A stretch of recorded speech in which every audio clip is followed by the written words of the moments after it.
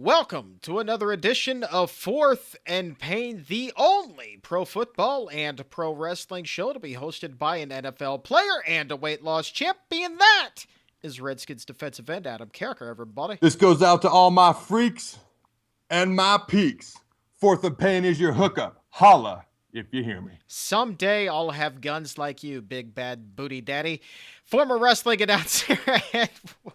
I swear to God, if you're not subscribed to us on YouTube, you are missing the gun show of all Massage gun those shows. bad boys.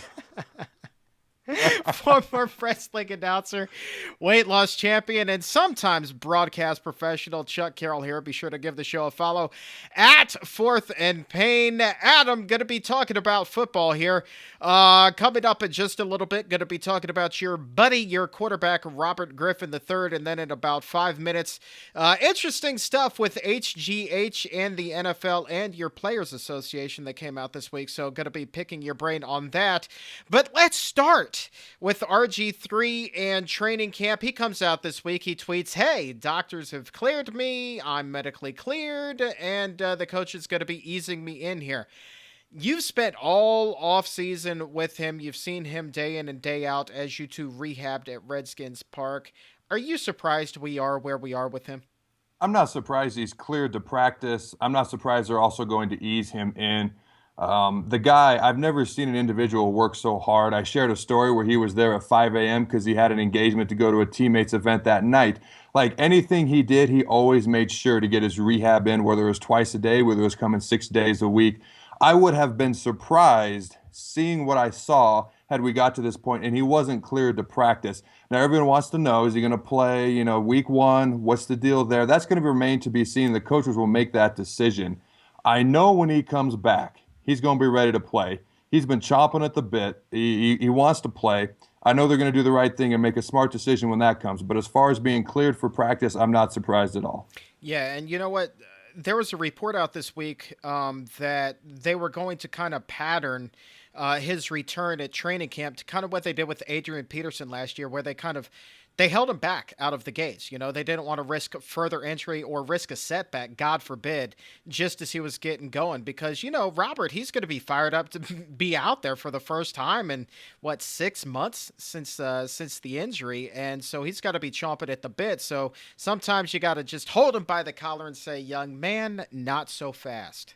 I would absolutely agree with that. As someone I've described myself as a tiger in a cage, can't wait to get out, which is odd enough because we just went to a zoo with my kids and saw a tiger in a cage. I'm like, I know how you feel. But anyways, I know whenever I have that first practice, I'm going to be going balls to the wall, whether I'm even thinking about it or not, because I've been waiting so long. So it's only natural for Robert to want to do the same thing, to want to show that he's healthy.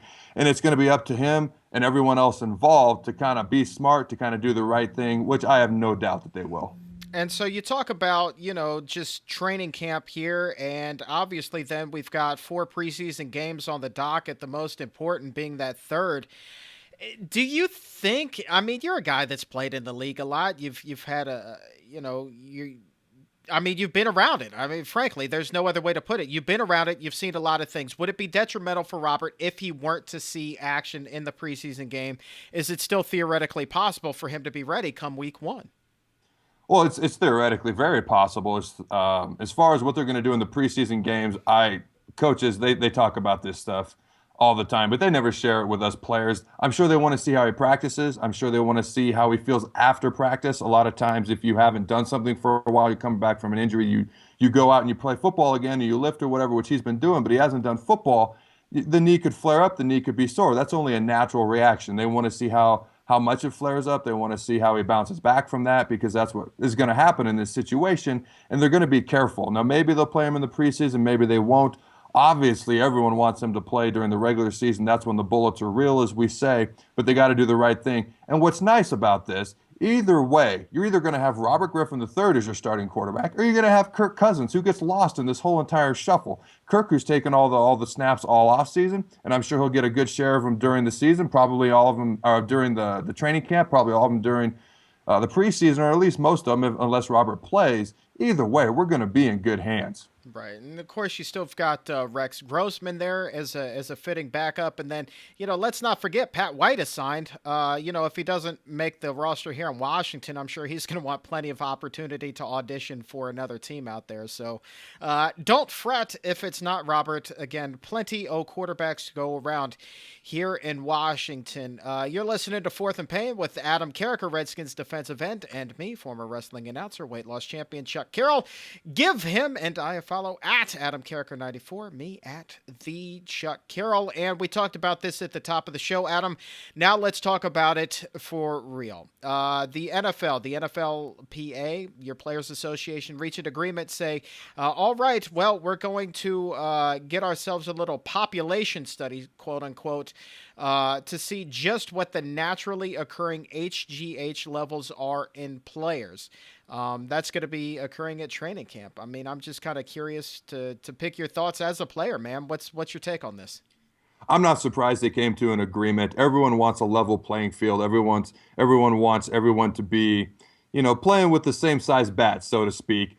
If somebody's doing it, somebody else is not. Obviously, they've got an advantage. They can recover quicker. They just have an advantage. So everyone wants to be on the same playing field. It's interesting because I've been told HGH does not hurt the body. I've been told it does hurt the body. The fact is it's a performance enhancing drug. It's going to enhance what you do. And unless everyone's able to do it, no one should be able to do it. And so I'm glad they reached this agreement because I know when I come back, it will be a level playing field. Well, yeah, I mean, you talk about a level playing field, but to me, just as kind of a guy that, long before I even started covering pro football, I mean, I remember being in high school where the whole Sammy Sosa era was going on with Mark McGwire in Major League Baseball. Now, that wasn't necessarily HGH. That was just straight up steroids.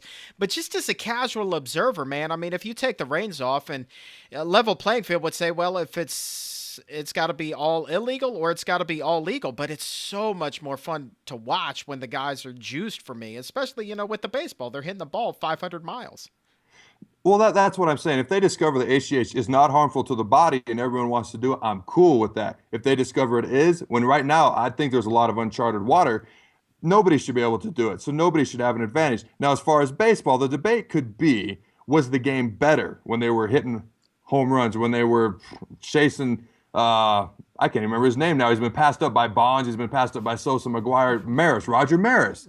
And the thing is, the fact that I can't remember his name, is that bad because it was passed up by guys a lot of people think did steroids and some guys we know did steroids? Or is it a good thing because the game is that much more exciting? Here's what I'm going to tell you. I think the game needs to be pure. I think it needs to be honest. I think the game today, there's not as many home runs in baseball, but I think at the same time, I think everyone's on the same playing field. Nobody's cheating. Nobody's got an advantage. So to me, if somebody achieved that milestone without taking performance-enhancing drugs, then they have earned it.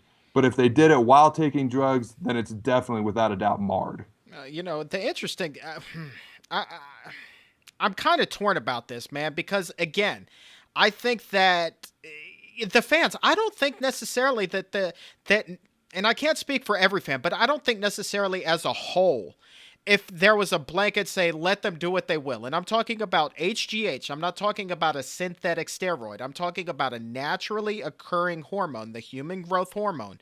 I think that if this were, as you said, to be found not to be harmful to the body, and so therefore it's legal, it's as legal as creatine or other supplements, I say let them have it because it's going to make the game more interesting.